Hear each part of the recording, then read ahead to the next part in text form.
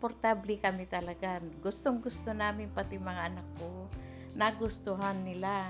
Talagang ang ganda ang trabaho ni Lindon. Kaya nagpapadagdag kami ng 2 kwarto pa, tsaka dirty kitchen, landscaping.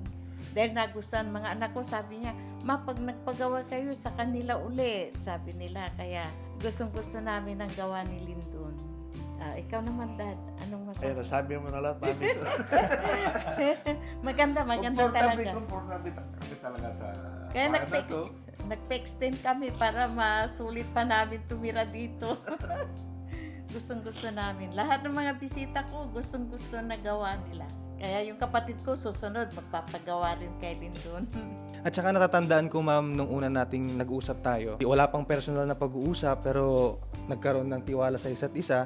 And then, nakita ko na lang kayo nung bumalik kayo dito. Alam ko hindi kayo na-stress na sinisimulan na yung bahay pero hindi nyo pinoproblema kung baka anong mangyari sa bahay namin.